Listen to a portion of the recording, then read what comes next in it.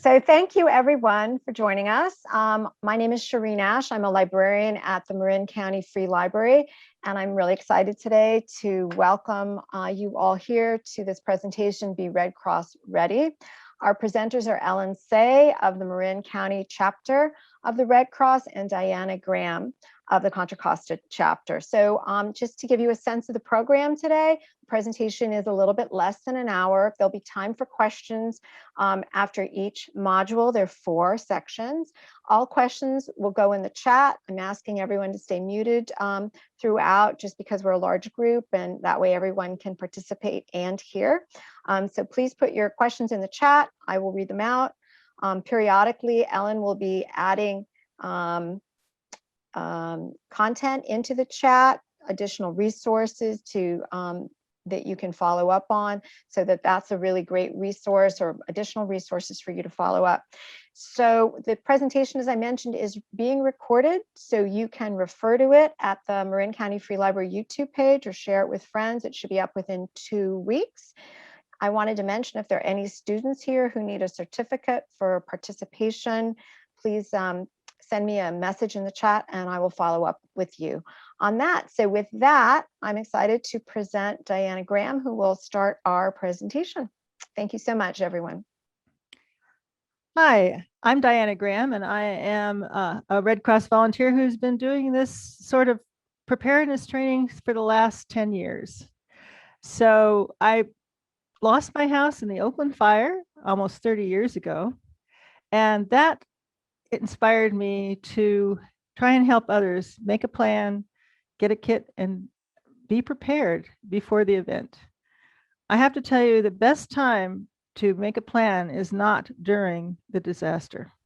So we're going to go through some things that will help you to be ready, be more ready than you are, hopefully. Well, hopefully you're really ready right now and you're just doing this as a check. But if you haven't quite got yourself together, after this, you'll know why you want to do that. The thing about disasters in California is that they usually happen without warning. If you live someplace where there's a hurricane, well, they'll tell you a couple days ahead of time there's going to be a hurricane. If you live someplace with tornadoes, they will have a tornado watch up and a tornado warning going, and hopefully they'll give you enough time so that you can get to shelter. With us, we have wonderful things like home fires, earthquakes, and wildfires. None of these give you any warning, so we need to be prepared ahead of time.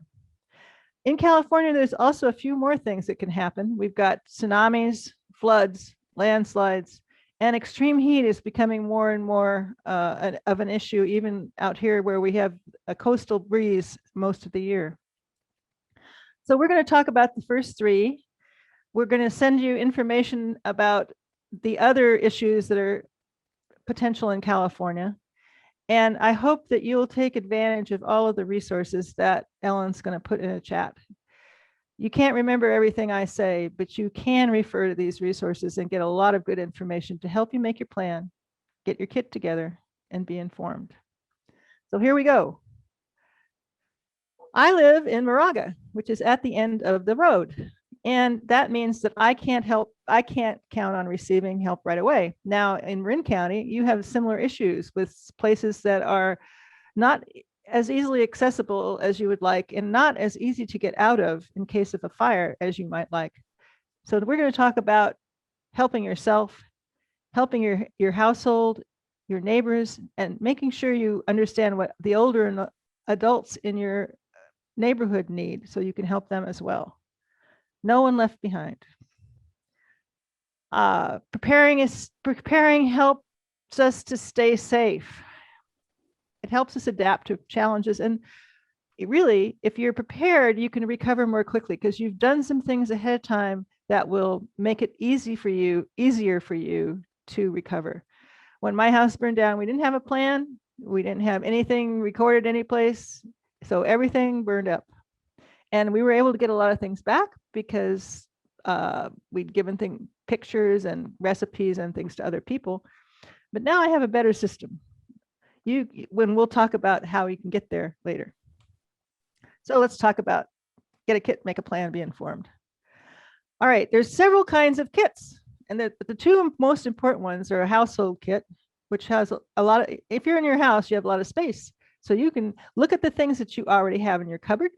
You can look at the other things that you need if you have no electricity, no water in case of an earthquake, no whatever, but things you'd like to have ahead of time.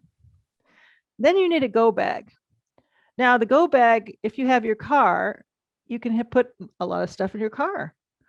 This is but the main go bag is something that you can carry down the road if you can't take your car out in case of certain circumstances.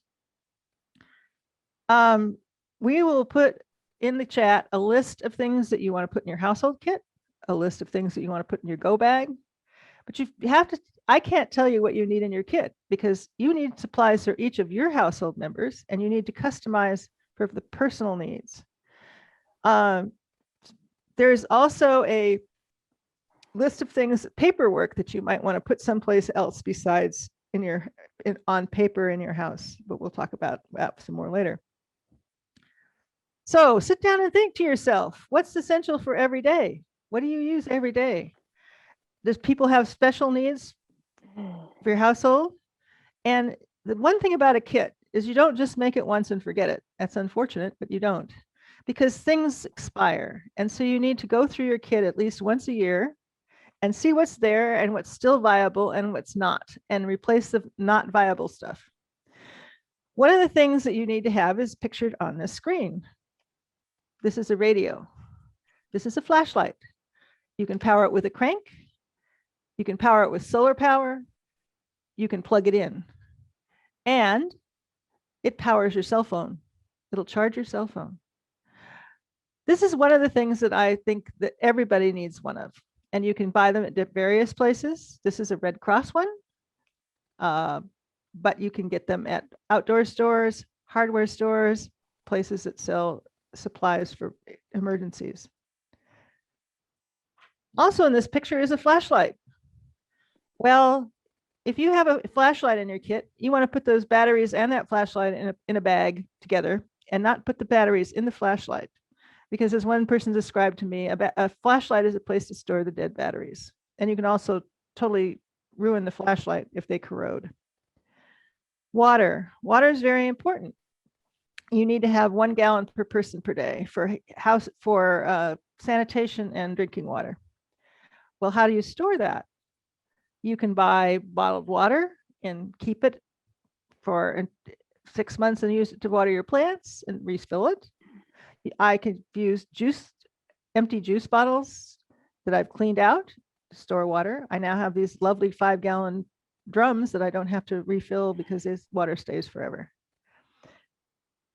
First aid kit. You want a first aid kit. You also want to know how to use it. And don't just throw your first aid kit in the car and forget about it, because stuff in the first aid kit expires as well. So you need to check that once a year. If you're taking medication, either over the counter or prescription, you need a list of that medication. And in your kit, you need to have a supply of that medication that you change out periodically so it's not expired when you want to use it. But the list is very important. If you end up with nothing but the clothes on your back at the Red Cross shelter and you have a list of your medications and the dosages, you can have the Red Cross pharmacist help you. If you don't have a list, they can't do anything. You can keep a list in your wallet or your purse and hope you have your wallet with you. You can put a list on the cloud, in the cloud, that you can get down from there wherever you are. Food. You want food that you want to eat. I have a lot of canned food in my cupboard. My daughter now has canned food in her cupboard. She didn't have canned food before, but now she has it. I wouldn't suggest canned food for my go bag because it's going to be too heavy. You want to think about things that are lighter weight for your go bag if you want to have, and you want to have some food to eat. Now with your go bag, you're going someplace. You're hopefully going to and if nothing else, you're going to the Red Cross shelter, which we will have for you. And they will give you food and they will give you water. So you need enough water for the day you're going. If it's in your car, I have extra water in my car. I have extra food in my car because if I'm stuck in my car someplace, I want that extra water and food. But in my go bag, I only have enough for day because I'm assuming that if I take my car, I'll have that extra water and food. If I can't take my car, it's because I'm running down the road and I don't want to carry that much stuff.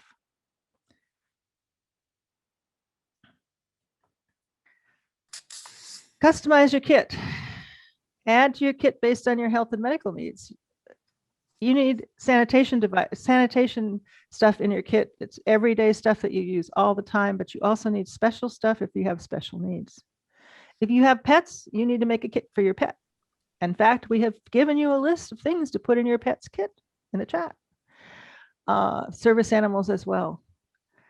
I have a deck of cards in each of my kits because I'm going to be bored. And if I don't have anybody with me, I can play solitaire. And if I do, I can play gin rummy.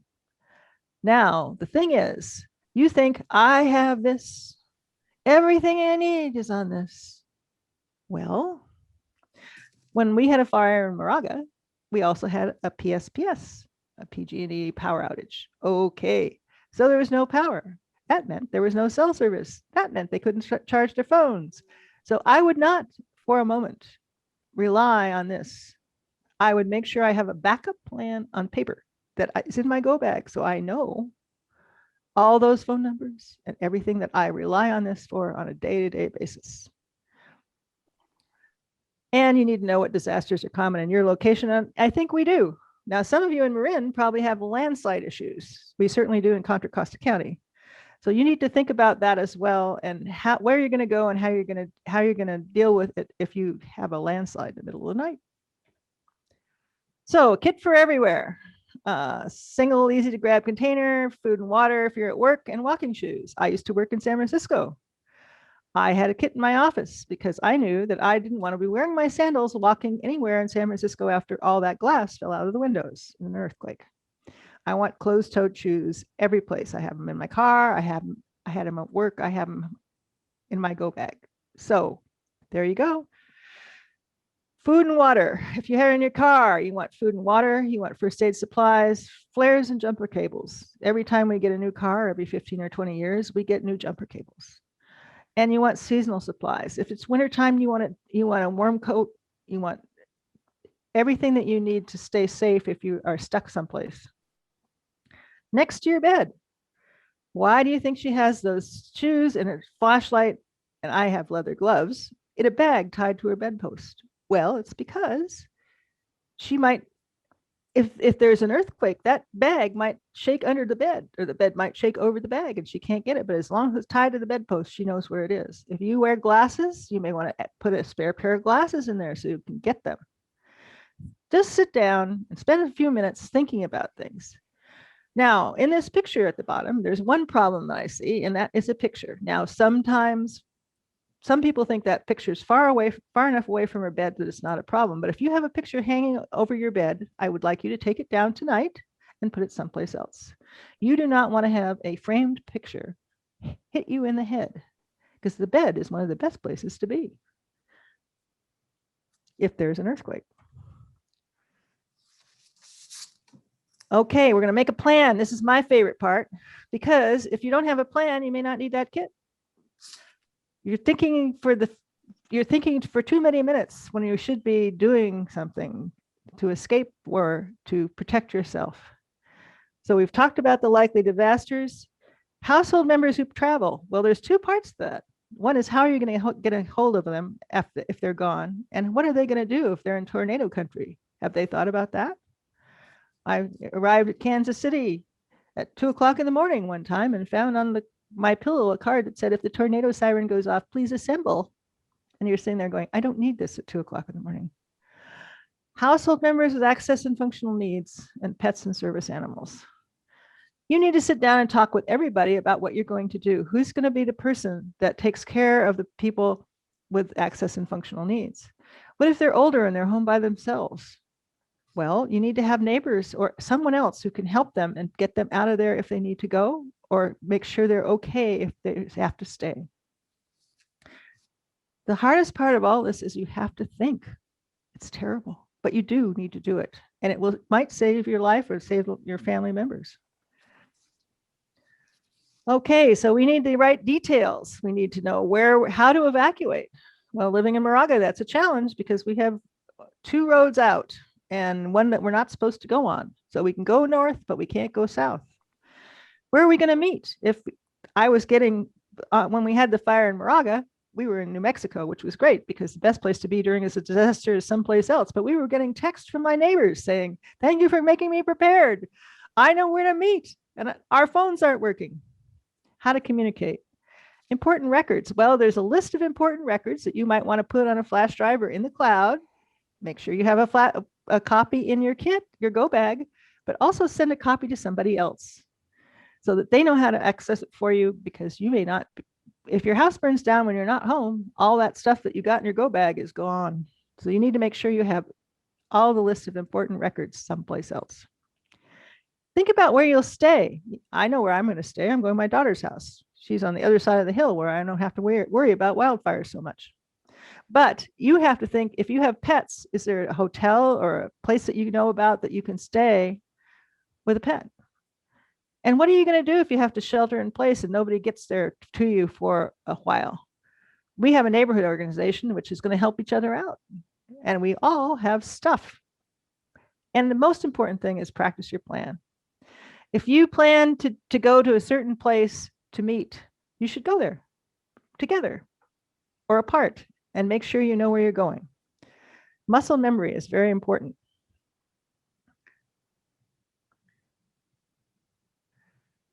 This is communication after disaster. This is a wallet card. Also in the material in the chat, you can make a copy, fill this wallet card out. It's a piece of paper. Make copies for everybody in your family or anybody else that you want to have know what you're going to do. You should memorize your emergency contact information number. What's an emergency contact?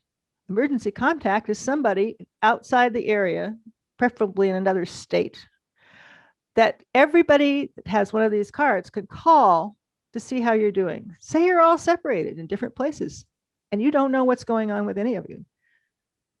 If you call your emergency contact and tell them where you are and how you're doing, then they can relay to everybody else who's interested in you where you are and how you're doing. And you can find out about your other family members through that emergency contact. My emergency contact is in Michigan, my sister in Michigan. So there you go, things to do, things to think about. Oh, also on this card is a place to put all those phone numbers you don't remember anymore because you have them on your phone.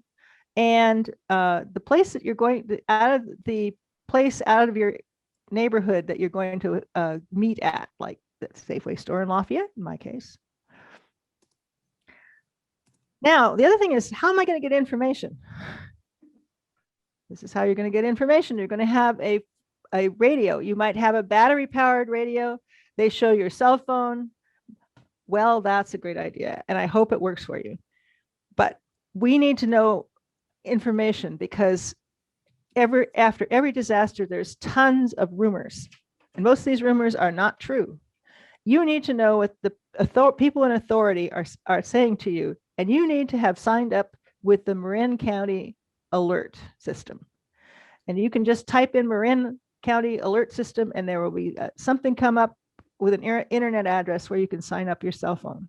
They cannot call you if you are not signed up. They can call your landline if you had one, which you probably don't anymore. Know your neighbors. It's very important to have somebody else who can help you.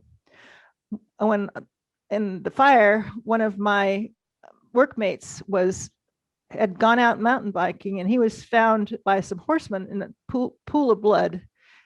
And they called the helicopter and they took him to the hospital. In the meantime, his 12-year-old daughter was home by herself. She went out with the neighbors and their house burned down. So he woke up in the hospital with not even the clothes on his back. But she was safe because she knew what to do. And once again, know what to do when you're traveling, because you're going to go places that have things that we don't even think about. You can get this has the NOAA Weather Channel on it as well, so you can get weather information, although in our case, mostly weather isn't as much of a problem as other things. Emotional health after disasters. This is really important because I can tell you that after the fire, losing everything is very tough for you, and you need to make sure that if you need help, you get it. The Red Cross has disaster mental health services that you can access. And it's really important to get that kind of help. They can help you understand what you're going through, and understand that it's not a failure that you're having all these issues. It's just the way it is after such a stressful experience. And my kids were 6 and 8 when our house burned down, and it was the first time they realized that we weren't in control of their life. We weren't in control of our lives. Nobody's in control of their life. It's really important to get support for your kids if anything happens, and I can't stress that enough. So what are the tools? Well, you're going to make an emergency contact card, and you're going to make 6 of them. You're going to put one in the car and one in your wallet, and give some to your friends and also all your family members. There are Red Cross apps available, and this one that you can get at the App Store, and this one with the exclamation mark. Well, that one, has a lot of good information in it, and you should look at it. So we've done the first thing on the Red Cross checklist, and you have to do the rest, because I can't make a plan for you. Even if I was with you, I couldn't make the plan, because I don't know what all of your issues are. We know what our disasters are and what we have to plan for. So we're going to make a plan and practice using it. We're going to make a bunch of kits, one for our car, one for our house, and one for our go bag. And we're going to make sure that at least one member of our household, or our neighborhood at least, is trained in CPR and first aid. And with that, I am going to turn it over to Ellen, who is going to see if there are any questions about this first part in the chat. Actually, Shireen's running the chat. So, okay, Shireen. Pick up any questions? If there are any questions, please put them in the chat. At this point, all the information I see in the chat is all those many helpful references that Ellen gave. So does anyone have any questions specifically for the section Diana just talked about getting ready, what to put in a go bag, considerations, how to make a plan? If you do, this is your moment. If not, we can ask, also we pick will them get, up excuse me. So there is one question: where can I get CPR first aid certifications training? So if you have any resources about that, Ellen, that would be great to add. The Red Cross does offer classes. We're not offering classes right now. We no longer do CPR training quite the same way. We do hands-only CPR training, which is not mouth-to-mouth resuscitation as in the old days. Right now, the Marin chapter is not offering it. I believe it is being offered in some capacity, and I can try to get that information for you. I don't have it readily available. Diana, do you have anything specific that you can offer? No, I can't. Right now it's an issue. The only people that we're providing CPR and first aid to is the healthcare professionals who have to be certified all the time. And we are doing it for them, but not for the general public at the moment. So it sounds like that's something that we'll need to follow up on Right. for the person who asked this question. So it looks like that's it. So I think we're on to the next section. Okay. Well, Ellen is going to do the next section on home fire. Hi, everybody. My name's Ellen Say, and I'm the preparedness lead for the Marin County chapter. I did want to just take this opportunity before I start on home fires to thank the Marin County Library, Free Library, and the Corte Madera branch from which Shireen hails, because it's quite an honor for us to have the support of the library system to be able to present this information to you. And Shireen's been great in helping us put this together. The other thing I wanted to point out is you see that I have already repeatedly placed a bunch of links in the chat, because every time somebody new comes in, I have to pop it in there, otherwise they don't see it. And many of the specific items that Diana's referred to, whether it be the go bag or the list for your pets, that's under the link that says handouts, because those are materials that we typically would give you in paper form if we were doing this presentation in person. So that's under the handouts link. And the other links, I think I have pretty much spelled out what they are, with the exception of the handbook. The handbook is a paper representation of the presentation, not done in the same order that we give it, but it has a lot of the information that we are providing to you. And then the only other thing I wanted to say is that Diana is going to drive the presentation for me while I speak, so we don't run the risk of having technical glitches going back and forth. So Diana, thanks for doing that. And she's also going to pipe in if I forget to say something really important, because she's much more experienced at doing this presentation than I am. So moving on to home fires, which is one of the biggest issues we have to face here in Marin County. And as you may or may not know, it is the largest response that the Red Cross makes across the country is to home fires. We have an active program for local home fire assistance. As you may or may not know, cooking equipment is a leading cause of home fires and home fire related injuries in the United States, and it accounts for 19% of the fatalities that we find. You can see these numbers. I'm not going to belabor them too much. Malfunctioning electrical heating and lighting equipment accounts for 35% of the home fire deaths that we face in the United States. And smoking, which I hope is not too much of an issue in Marin County, so I may be sort of speaking without any point here, but 5% of home fires actually are started by smoking materials, but they account for 22% of the deaths from home fires. So if you do know anybody who smokes, please make sure that they are aware of the danger inherent in their smoking. So what can we do to try to reduce the risk of fire in our homes? Well, when it comes to cooking, we like to use the idiom, keep an eye on what you fry. I remember when I was a young girl in home ec class, we were taught never to leave anything cooking on the stove. I hope that we all try to follow that rule. Stay in the kitchen when you're cooking. And if you are cooking with oil, make sure you stay in the kitchen. Don't leave anything unattended that's burning. If you do have a fire, the best thing to do is cover it. So if you are cooking, always have a pot cover the size of what you're cooking, the pan or pot that you're using. Have a cover nearby so that if some of that oil does start to flare, if you cover it, you'll extinguish the opportunity for any more oxygen to get to feed the fire. Don't try to carry it outside. That's a real danger in terms of spreading fire on your way out the door. So we encourage you to please put a cover next to what you're cooking. And of course, install fire extinguishers. Not a bad idea to have a fire extinguisher in your kitchen. And of course, make sure you know how to use it. If you have any questions, your local fire department will help you. And also a reminder to check your fire extinguishers for expiration dates. They do go bad. I learned many years ago as a result of owning a sailboat and having fire extinguishers there, that it's important, certain types of, depending on the type of extinguisher you have to shake them up because the powder inside of them compacts. No good if it's compacted. So if you have a powder extinguisher, you need to be shaking it up every once in a while to make sure that's in good shape. So that basically addresses our kitchen. Those electrical appliance and heating units and lighting units are also a big source of fire. So one thing to remember, another little idiom we use is 3 feet from the heat. Don't put things that are flammable in front of a heater or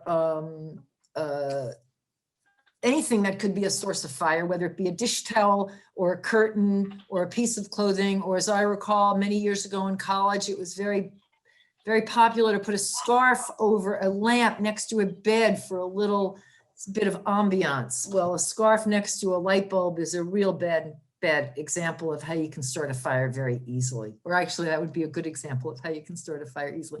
So 3 feet from the heat is a good way to remember that.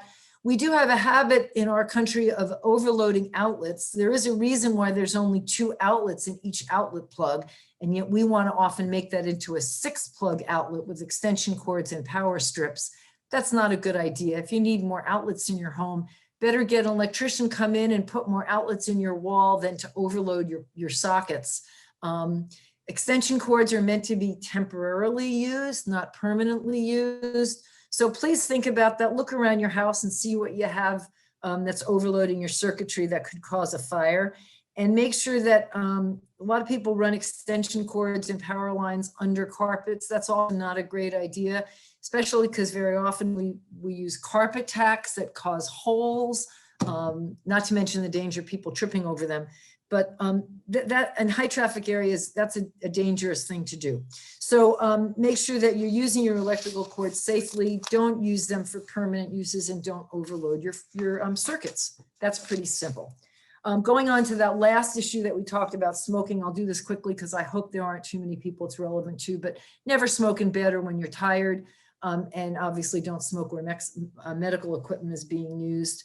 I know Diana often uses the story of not only should we smoke outdoors if people do smoke, but if you smoke indoors, make sure that there is a smoke alarm near where that person who smokes tends to spend their time smoking. The example she likes to use is somebody she knows who likes to stay up late watching television and smoking while they're watching television in the living room.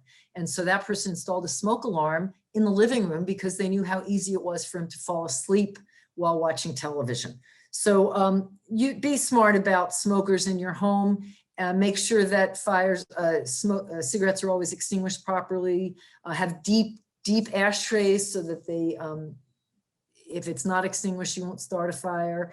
And of course, if there are matches and lighters, make sure that children are educated that they're not toys and keep them away from them. If you do use a vape pen, make sure that when you're charged, you should never leave it charging overnight. I'm sure you've all heard the disaster stories about electronic batteries and the fires that they can cause. So we want to make sure people are cautious about vape pens. Not use chargers that don't come with it. Use the charger that it was meant to be used for it. And if your batteries are wet or damaged, don't use them to charge that unit. So we've talked about smoke alarms in the previous conversation about smoking, and now we're going to talk about smoking alarms and how they save lives. There's been research done that says that 3 out of every 5 home fires happened in homes that did not have smoke alarms or where the smoke alarms were not working. So that's 60%. That's a huge number. So that should scare each and every one of us into making sure that if we have smoke alarms, they are working. If you're one of those people that took your battery out because it was making too much noise when you burnt that piece of toast and the smoke was setting off the alarm, please go put the battery back in right after this presentation. Similar research says that having a smoke alarm cuts the risk of dying in a home fire by 50%. So please, please, please, smoke alarms save lives. They should be installed on every floor, and they should be installed inside and outside of sleeping areas. That doesn't mean bedrooms, that means sleeping areas. So if you have somebody that sleeps in the living room, there should be a fire alarm, a smoke alarm that is protecting that person in the living room. Smoke alarms should be tested every month. And if you're not interested in testing them every month, I beg of you, please test them at least twice a year. An easy way to remember that is when you change your clocks. Just make a habit of testing the alarms when you change your clocks. The new alarms that the Red Cross gives out are 10-year battery life alarms. They are sealed. They cannot be opened up, and they have reset and tester buttons. So it's really easy to test them and reset them. If you have a battery, not sealed alarm, replace the batteries every year. If you have a sealed alarm that are the 10-year life ones, replace them every 10 years. And again, as I alluded to before, please don't disable them because we want them to work. We want them to save your life. There are systems for people who are either older and may have hearing issues, or people with other functional needs and disabilities. There are alarm devices that we can make available to you. There are bed rockers that vibrate. There are lights, strobe lights for people with hearing disabilities who might see an alarm, a light. There are high-pitched sound alarms that can be used. So make sure that if you have somebody in your home that has a functional need, that they also can be protected in the event of a smoke alarm. You might want to look into the Marin Center for Independent Living. They also are a good source of information for that kind of stuff. So then we move on to what happens when that alarm goes off. Well, as I hope you got from Diana's piece of the presentation, you should have planned before that alarm goes off. You should have a plan in mind for exactly what to do. And we're going to go over a little bit of that now. There will be some repetition, but I'll keep it to a minimum. Everyone in your household, not just you, should know the plan and should practice it with you. We would like you to practice it every month. Again, if you're not able to do that, at least practice it twice a year. Good time to do it is when you're testing your alarms, when you're changing your clocks.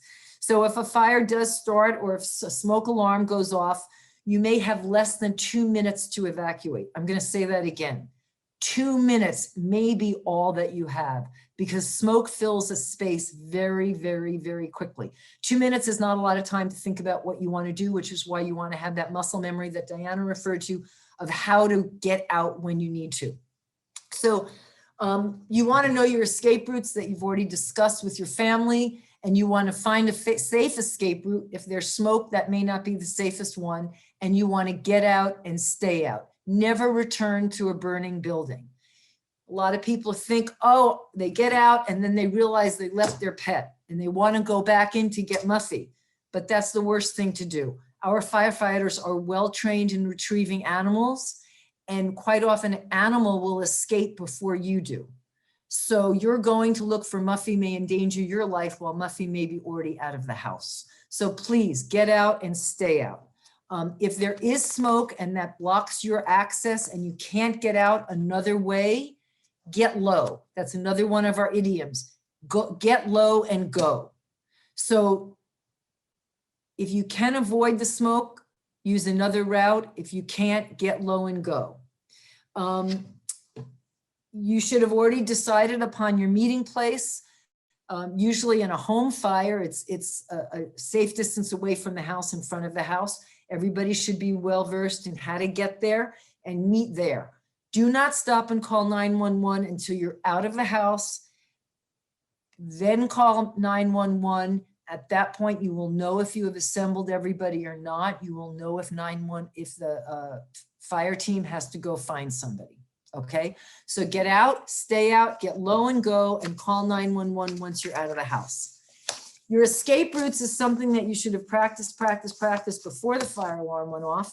You want to know 2 exits from every room. You see in this diagram, they're showing you mostly windows and doors. So you want to make sure that those windows and doors are able to be used. You want to make sure if you have bars, security bars on windows, that they're easy to open, that they're not so tight that a child can't open them if they need to escape from that window.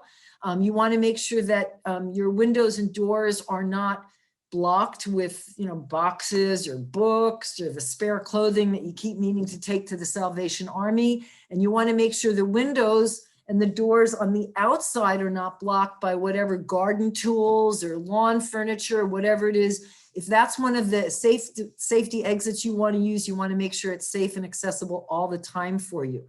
If you live in a space that has a 2nd or 3rd or 4th floor, you want to make sure you can access a window from that 2nd, 3rd, or whatever floor. We now have lots of different types of escape ladders that are available on the market for you to use. They should be stored near that window in the closet in the bedroom, perhaps. And everybody in the house should be well versed in how to use that ladder if they need to know how to get out from that window egress. So I just go back 1 minute, Diana. I want to encourage everybody to, well, this diagram I'll do, doesn't matter. I want to encourage everybody to make a diagram with your family. I don't have a picture of this in the materials we're leaving with you, but you can easily make a square of your house and have everybody practice 2 ways to get out of each room in the house and 2 ways to get out of the house, whether it be through the sliding glass door in your living room and the front door, or the back door and the front door, whatever it is. 2 ways out of every door, and 2 ways out of every room, and 2 ways out of the house. Okay, Diana, now go ahead. Okay, you have. So now we go on to our safe meeting place, which Diana discussed in length. I'll just remind you that you want everybody to know a safe meeting space in front of the house that you can all go to and gather at so that you can call 911 once you're out of the home. It should be specific, it should be identified, and it should be a location that you have practiced going to together. You also should have that second location that's at a distance for a different type of emergency where you're not going to be able to be near your home. And that could be the Safeway parking lot, or that could be the nearest shelter or temporary evacuation place that the Red Cross has advised you of in advance of evacuation. That would be the kind of thing where we knew a wildfire was coming our way and you were planning in advance. So once you're all out at that evacuation place, that safe meeting place, you want to remember to call 911. And you want to make sure that you plan all that in advance. In addition to planning how to get out of the house and where you're meeting, you want to make sure that the plan works for everybody. So you want to make sure it works for children, that they know exactly what they're supposed to do. Practice makes perfect for kids. Practice and repetition help kids feel comfortable and safe with what they need to know how to do. It also, practice makes perfect for adults as well. We want to make sure that anybody in your home, whether it be an elderly person or a person with functional needs, that they have somebody that's going to help them get out in the occasion of an emergency. So sort of make sure that's part of your plan and say, okay, mom, you're going to go get grandma, and dad, you're going to make sure that the 5-year-old heard the alarm, because a lot of times children sleep soundly through alarms. So make sure that's part of your evacuation plan. And it's also not a bad idea to make sure you, if Muffy is going to be in the house, it might be a good idea to practice with Muffy as well. And then it's also a good idea, as Diana said in her presentation in general, know your neighbors and know who needs help. In the event that there's a fire next door to you, if you know that Mr. Smith can't walk, you're going to make sure the fire department knows that Mr. Smith may be stuck in the house, unable to get out. So as practice makes perfect, we want to practice your fire escape plan at least twice a year. Again, I repeat, my favorite time is when we change clocks. And don't ignore that person with functional or access needs, because you want to prepare for how to get them out of the house as well. Prepare with the kids. As I said before, the more comfortable, they'll be more comfortable the more they practice it. Make sure they understand the dangers of fire. Make sure they understand what a smoke alarm is. It's a good idea when you practice, when you test your smoke alarm, test it with the kids. Let them hit that button and hear what it sounds like, so that if they hear that button, they know what it means. It also will make them more comfortable. Make sure they know how to open the windows. Make sure they know how to open those security bars if you have them. Make sure they tell you when you're going to your safe meeting place where it is and how to escape each room in 2 different ways, and how to call 911 from that safe meeting place. And you want to emphasize to everybody to get out and stay out, and to get low and go if there's smoke. So if you are in a closed room and the smoke, and you know that there's fire, the first thing that you want to do is determine whether you're safe opening that door. As you know, if there's a fire outside of where you are and you open that door, the fire is going to rush right into that room that you're in. So the best way to do is look for smoke coming from underneath the door or cracks around the door. And before opening it, feel the door, because if that door is warm, you know there's smoke over there. You don't want to open that door. You can see from this picture here, do not open if the door is warm or there's smoke. In that case, what you want to do is take a piece of fabric, whether it be a piece of bedding from your lawn or clothing or a drapery, and seal any opening at the door. So the bottom of the door where air could come through. You want to try to keep the room that you're in fresh air as long as possible. So seal your door, seal the air vents, call 911, and open the window and hang out a piece of clothing or a drape or something and flash that, so they know that that's the room that you're in when you've called them. That's your signal for help. If it's evening, use a flashlight. So make your plan, be prepared, test your smoke alarms, test your practice plan, and the more comfortable you can make everybody with knowing what to do if you're in an emergency, the safer you will be when an emergency happens.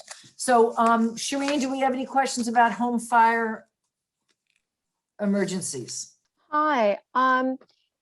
The one question that we do have is, could you elaborate more about two-minute thing in the fire? Do I only have 2 minutes before I have time to exit once I spot the fire, or I have only 2 minutes after the smoke is in the house? So just some clarification about the time to exit. I'll let Diane answer that one. She's got it down pat. Well, you know, things are often dependent on your situation. And if the fire is smoldering in your living room, it could be smoldering for quite a while. The problem is that you may not wake up. If you don't have smoke alarms and the smoke alarms go off, plan on having 2 minutes, because the smoke will kill you before the fire ever gets to you. And so if there's something smoldering in the living room, that smoke may come. And if you don't have a smoke alarm, you'll never know it and you'll be dead because you don't wake up. If your smoke alarm goes off, that means there's smoke in the house.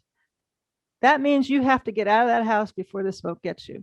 I always say, if your smoke alarm goes off in the middle of the night and you smell smoke, don't leap out of bed. Roll off the bed onto the floor and move yourself to your evacuation route and get out that way.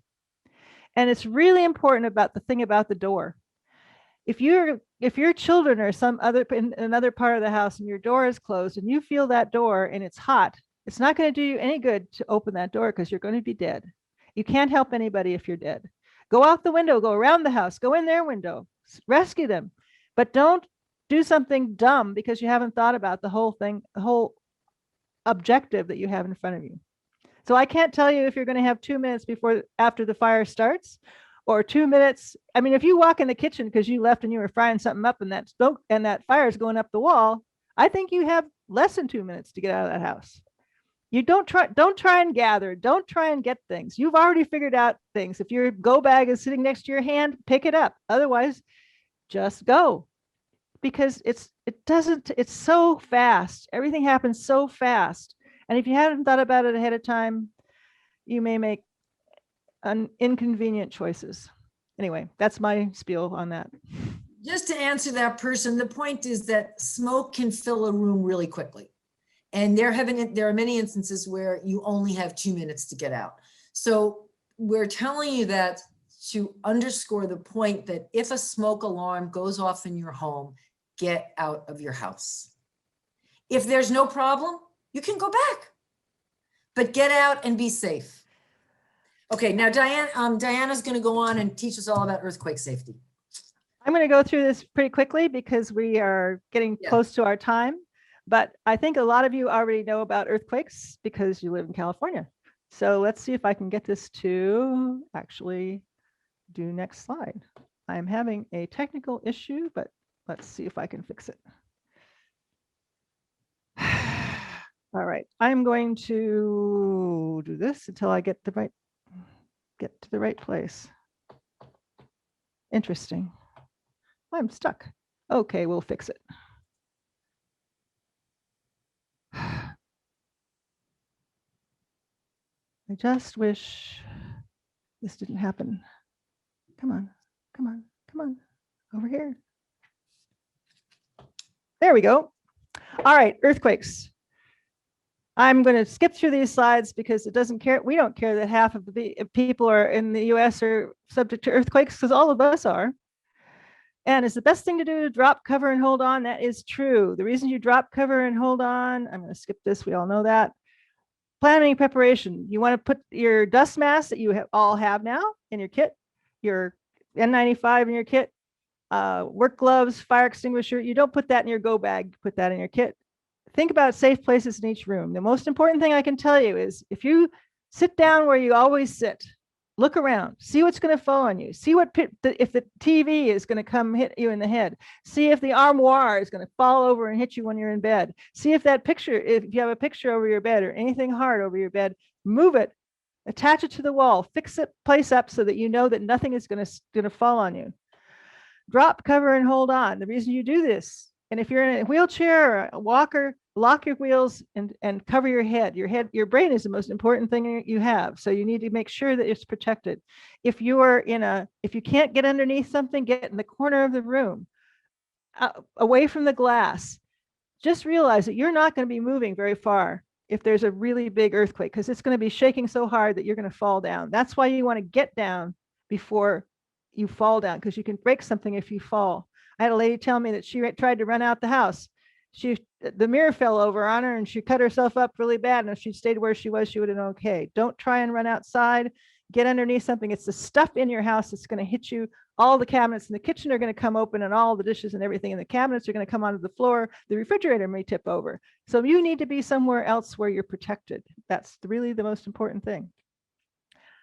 If you're trapped, don't move because you may make things worse, but do blow your whistle or call for help or call on your phone if you have it with you. If you're outside, Get down, cover your head. Open space is great if you can get there. If you're in your car, stay there. Pull over to an open space and don't park under the underpass. Stay in your car. Your car is probably the most safe place you can be. Let people know where you are and how you're doing. Take care of yourself. Look around and see what's going on in your neighborhood. Monitor your local news. This is why you need this radio. I've been in a few earthquakes, but never a big one. I was in Delaware for Loma Prieta. But let your loved one know you're safe. My husband and my children were safe. They were safe. So they didn't bother to call me and tell me they were safe.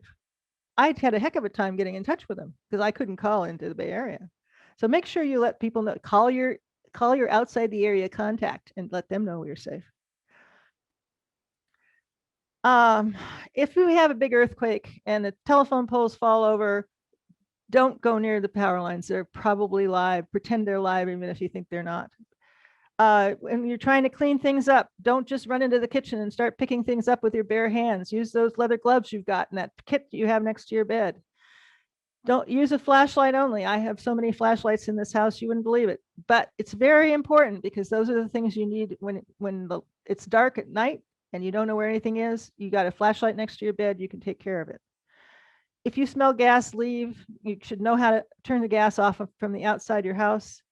And as part of recovery, take pictures of everything, and whatever you buy as a replacement, make sure you save the receipts. And think about getting earthquake insurance. Secure, and before the event, you can make sure that your water heaters are secured to the wall so that you can use the water. Gas appliances and furniture that can fall. This is very important because this is what's going to injure you. And that was short, but we all know about earthquakes. And I just want you to sit down where you sit, lay down in your bed and look around and see what's going to fall on you and fix it now. Fix it now. Because then when it happens without warning, you're not going to know there's going to be an earthquake. And earthquakes don't have seasons. Wildfires on the other, we have any questions? I'm sorry I was so fast, but I want to get this over before our time is up. No questions? Great. Wildfires do have seasons. And after this, you'll be able to think about what am I going to do? What the impacts might be? And how can I keep what can my community do after a wildfire event to recover? Well, we moved, but that didn't help because now we're in the same situation in a different place. What's a wildfire? The reason I have this in there is that the most important thing is it's driven by wind. You're not going to have a huge fire if it's not windy. When Moraga fire, they kept it to 60 acres because it wasn't windy that day. But last year before last, I can't remember, it was year before last, we had 4 fires in Contra Costa County. They just moved down from the north. And it's those embers that are flying embers that can come a mile or two away ahead of the fire. This happened in Oakland. It was across the freeway. And it's going to have really long-term effects. But biggest thing you need to think of right now is what are you going to do? And I'm going to skip this one because we know all about that. We've had enough. And lightning I put in there because even though it's not man-caused, it's still a big problem. How can you prevent them? Don't do dumb things. Don't drive your vehicle into dry grass or brush. Use your equipment responsibly. Last year, a fire started because somebody was trying to clear their dry grass in August instead of June. And they started a fire. Because if you hit a rock with a string trimmer, you can cause a spark and start that grass on fire, and it ran away.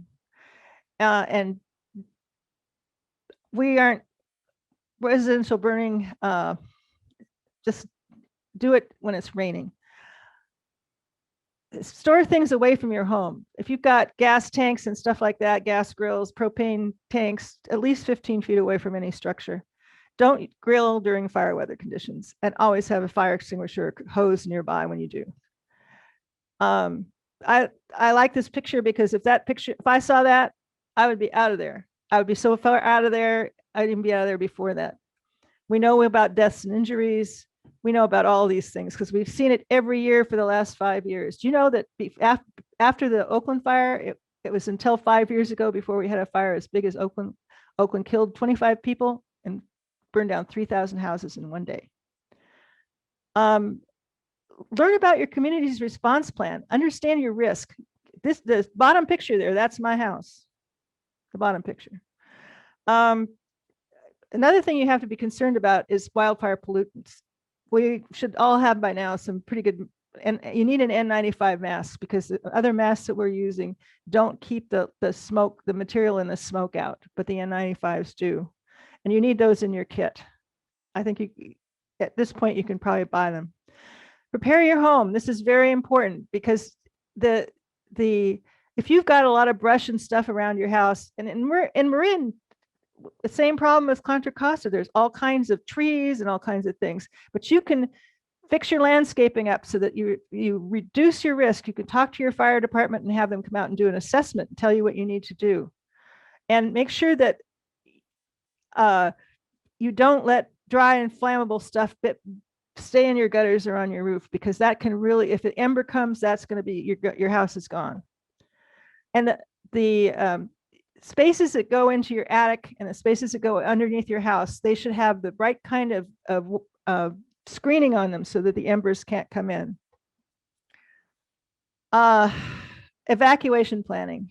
You really need to have a good idea of how you're going to get out, because you don't have any time. If it's a red flag is up and you feel uncomfortable, just leave.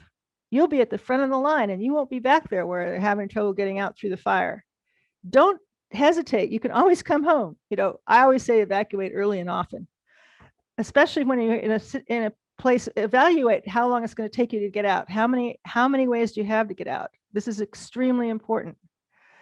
And keep track of conditions. Know when it's a fire weather watch. Know when the wind is blowing. Always know when the wind is blowing so that you know that you may have to get out. There's pre-evacuation. Okay, this is a nice list and you can get it off the slides when they go up on the internet. And it just means that you need to take everything that might catch on fire and either put it inside your house or take it away from your house far enough so that it's not going to light your house on fire.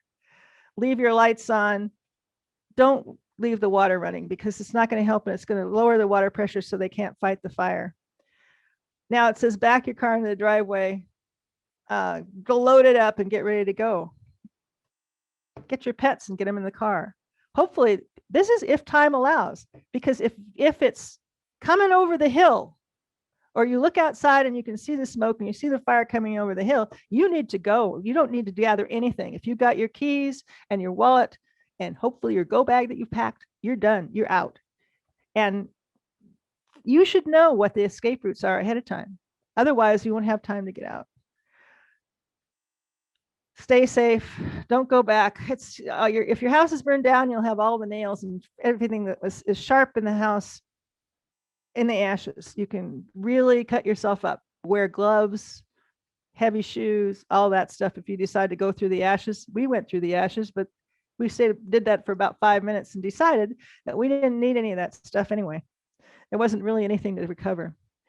The other thing is after a fire, after all this smoke and stuff, you may not,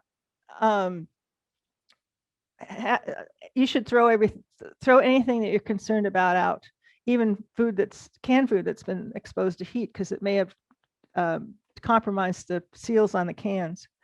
And make sure that you don't use contaminated water to do anything. Just make sure that you have clean water. There will be water trucks that will come around. There will be Red Cross with water. There will be help for you.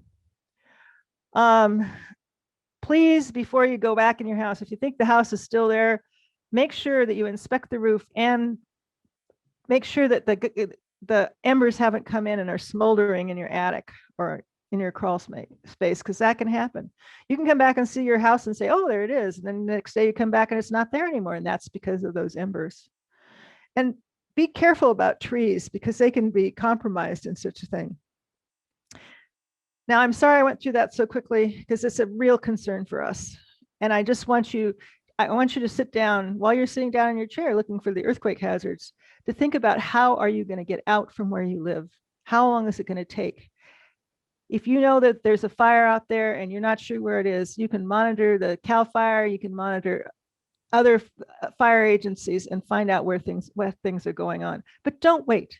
Don't wait until it's the last minute to leave. Don't gather until you put yourself in danger. So here are our emergency apps. We have 35 of them, including pet preparedness. So please look at these at the App Store or Google Store or wherever you get your apps and pick out the ones that you like the best. And this is the end. Now, if you are still here at 7 minutes after our time, and you have questions, especially about that wildfire unit I went through very fast, having had a personal experience with a wildfire and having done something really dumb because I didn't know where my husband was and we didn't have cell phones back there, by trying to go up towards the house, even though my neighbor said it's really close, I want you to think ahead of time. If you have a meeting place, you're not going to go up and rescue anybody. It won't happen. So just do something sensible. Go to your meeting place. Maybe your cell phone will work. Who knows? And if it does, you can call each other. But please have a plan ahead of time so you can meet up if there's a disaster and you have to evacuate. That's my top thing, is having a plan. For all of these things, have a plan. And then when the time comes and you're in a safe place, sit down for 15 minutes, let your heart rate go down, think about your plan and whether you need to adjust it. And that's the end of my presentation. Thank you, Shireen, for having us. Well, thank you both. There was so much to take in, a lot to learn, hard subjects, but you guys were very thorough and very clear. If nothing else, we all remembered to have a plan and to really follow up on some of the many wonderful resources. So I just want to make sure that there aren't any more questions from anyone that you'd like to put in the chat. If you do, please take advantage of our experts here to ask any questions that you might have. I'm happy to read them out. So we'll give that a few minutes. While we're waiting for any questions that come up, I just want to encourage people to copy the links that I've been posting for you, because once we go off the Zoom, you won't have access to them that easily. I think you may be able to access them from the recording that Shireen's going to make available on the library YouTube channel. But if you copy and paste them onto another document, then you'll have them right there accessible. I will. That's great advice. And I'm giving everyone my email in the chat. So I will have access to all of them from the recording. So I can send you, everyone, any of the documents that you've referred to. And Ellen, I wanted to give you the opportunity to repeat that wonderful suggestion, wonderful offer you made just before we started to offer this presentation to other groups. Do you want to repeat that? That was, I thought, really excellent. Very quickly, the preparedness work of the Red Cross is usually done in person. And this presentation has typically been given to groups of people in person, whether they be a faith-based community like a church or a synagogue, or a business community, if you're with an organization that might have interest in having their employees be in an audience, or a community group that you're part of, Rotary, whatever. Your neighborhood. We'll do it for your neighborhood. Thank you, Diana. If you're part of a group of people that you would like us to present to, that's not very good grammar, but you got the point. Contact me and we will make arrangements. We can do it. We're still only doing it virtually at this point in time, and I'm happy to make arrangements for a virtual presentation. And then once we're able to do things in large groups again, we'll be happy to make an appointment to come and talk to your group. We also have a presentation that is specifically about home fire safety. It's part of our Sound the Alarm program, where we actually install smoke alarms at no cost for people. So if you're interested in having a fire safety presentation, we can make that available as well. It's a mini version of this. Well, and just to say, we cannot install smoke alarms right now, but we are trying to do the fire education. We're not installing them now. The program typically installs them. And if we give you the presentation, we can install later once we are doing that in person again. Thank you, Diana. And just before we close out, one of our participants, James, had a great suggestion that people can save the chat. In the chat window on the bottom right are 3 dots. Select that and you can select to save the chat on your device. So that's another great way to save all those resources. So thank you, James. I appreciate that. Wonderful tip. So if there are no further questions, I just want to express my thanks again to all of you for coming. We have a lot of programs at Marin County Free Library. They're all on our calendar. If you're interested in being on my email list, it's private, but I'm happy to, we don't share the email list is what I'm trying to say. So I'd be happy to send you a list of monthly events, but you can feel free to find all our events on our calendar. It's marinlibrary.org is our website. And I'll just close by wishing all of us a wonderful weekend, a good Friday afternoon. And thank you again, Diana and Ellen, for sharing your knowledge and expertise and great ideas. Thank you for inviting us. We really appreciate it. Thank All right. you. Appreciate it. You're Bye-bye, welcome. It's been a everybody. pleasure. Be well.